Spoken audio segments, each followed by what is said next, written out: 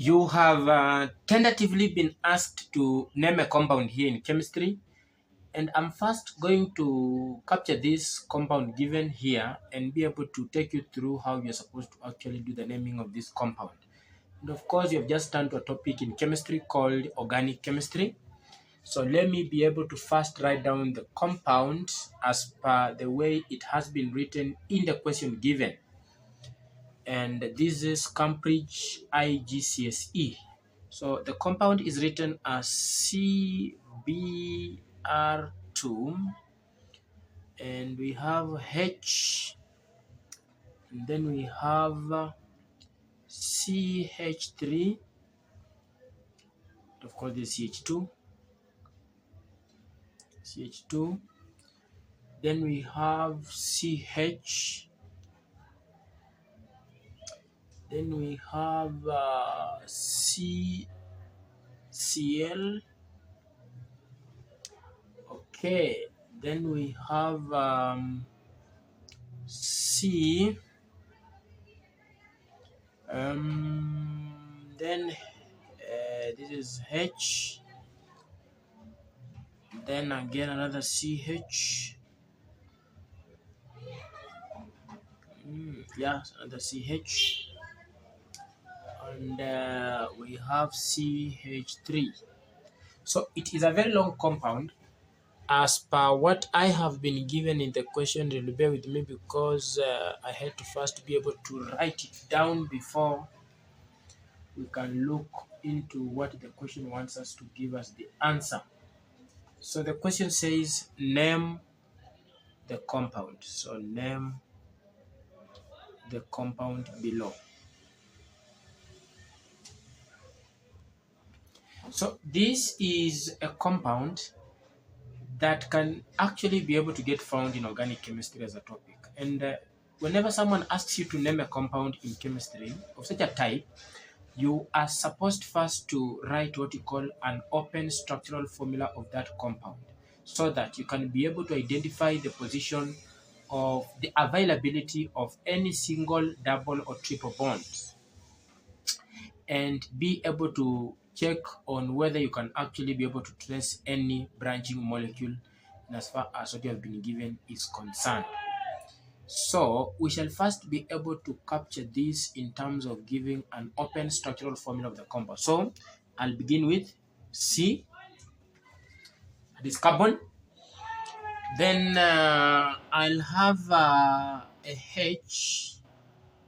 Is that H? Look at that. And I'll be able to actually capture the two bromine atoms attached on this first carbon. Look at this. And of course, it must have actually been told that organic chemistry can capture alkanes, alkenes, and alkynes. We were told that alkanes have a single bond between the carbon-carbon atoms. So between two carbon atoms, there must be a single bond. Then we were told that alkenes, so these are alkanes, just a representation of what an alkane can look like. And then we can have this. This is an alkene. In any alkene, there must be a double bond between two carbon atoms. And of course, the last one is an alkyne, where there exists a triple bond between two carbon atoms.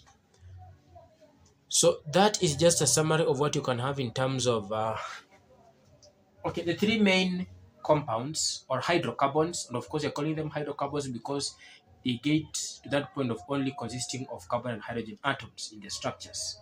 And if you look at organic chemistry too, it then can be able to involve the discussion of what you call alkanols with a general formula ROH.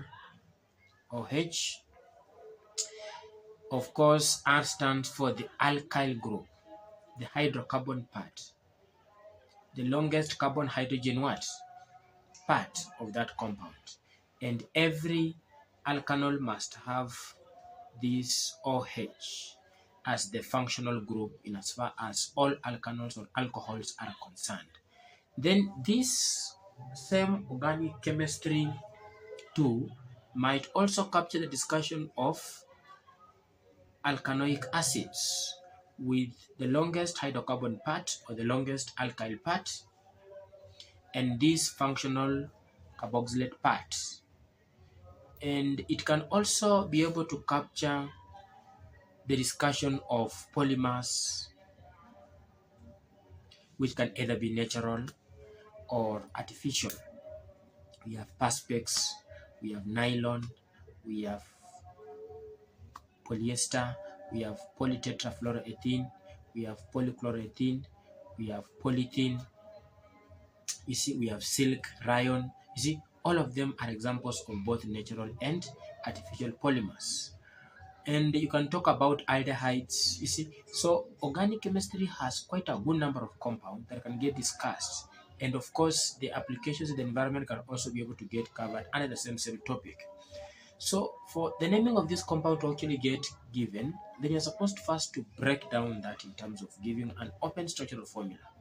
So we've actually talked about having a C, a hydrogen atom, and 2 bromine atoms getting attached on this carbon. There's this covalent bond, then there's this carbon atom, okay? Then we have 2 hydrogen atoms, okay? Another covalent bond, so we've actually captured carbon and 2 hydrogen atoms here. So we have another carbon atom here, then there's this hydrogen atom, then we have another carbon atom here. So for us to actually make this carbon atom to be completely able to have well bonded, we are supposed to put a double bond here. Why? Because every carbon atom must be surrounded by 4 strong covalent bonds. Why? Because carbon is number 6 in the periodic table. Its electron configuration is 2 to 4. So it has 4 electrons in the outermost energy level. So it strongly does the sharing of these electrons in terms of forming very strong covalent bonds with other atoms in each process of reacting. So for carbon to completely become stable, it requires 4 electrons. For the purpose of completely having that octet state of 8 electrons in its outermost energy level, it ends up sharing its 4 electrons with other atoms in its bonding process. Okay, so carbon 1, 2, 3, 4. Carbon 1, 2, 3, 4. Then carbon 1, 2, 3, 4. So we are here. And this has 1 chlorine atom. Okay. So you can have this. So you can look at this carbon atom. So you have 1, 2, 3, then 4. Let's go to this. We have a C here. Then we have a hydrogen atom. So this and this are done. They're here. Okay. So and then we can have this. It is here and then this. Again, we have another C here. Then we have this H. So there must be another double bond here. So that we can be able to have, so we have this 1, 2, 3, then 4. Then this 1, 2, then 3, 4. Then we have this 1, 2, 3, then 4. Then we have the last C. Then we have 3 hydrogen atoms. Okay, it is here. Then 1 carbon atom, then 3 hydrogen atoms. So we have done actually the drawing of this open structural formula. Okay, and next is to look at the longest carbon chain. Let's look at this. So 1, 2, 3, 4, 5, 6, 7. So 7, that must be able to have a parent name which is hept. Hept.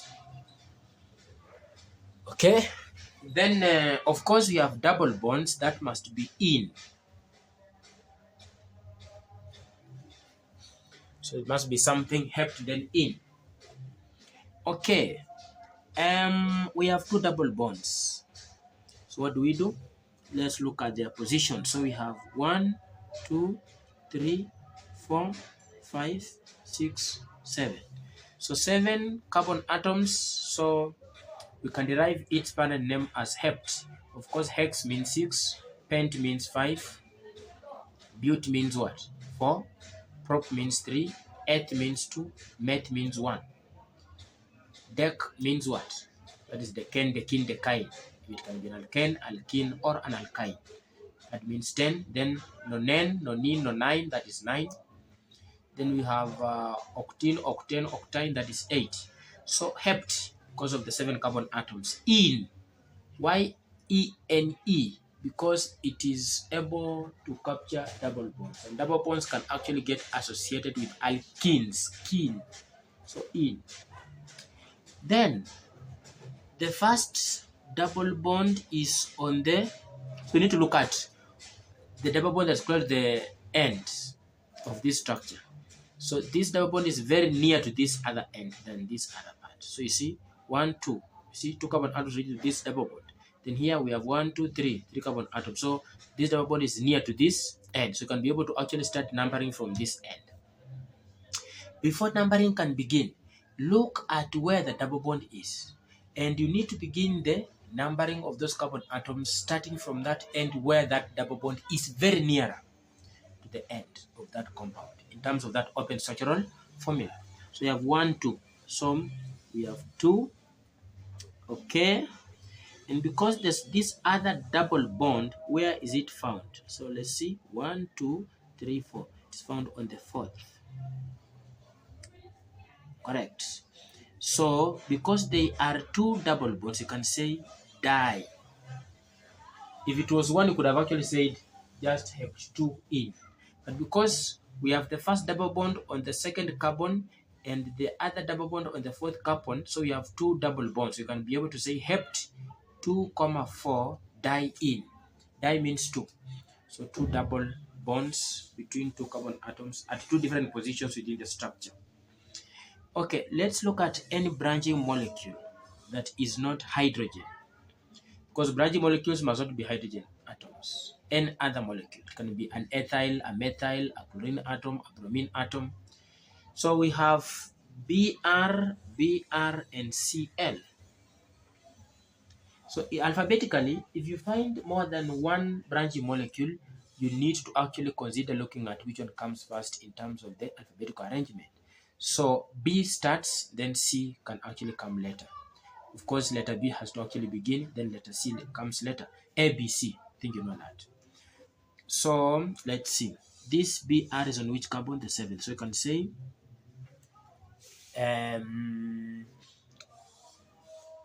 7 dash bromo, comma,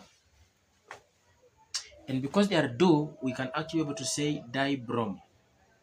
So then that will be 7, 7. So the first bromine atom on the 7th carbon, so 7. Then comma. The other bromine atom on the same 7th carbon, so 7, 7. Then dibromo, okay, comma. And then there's this other chlorine atom, so you can say 4 dash chloro, okay, hept 2, 4 diene. Yeah, that's what you're supposed to have.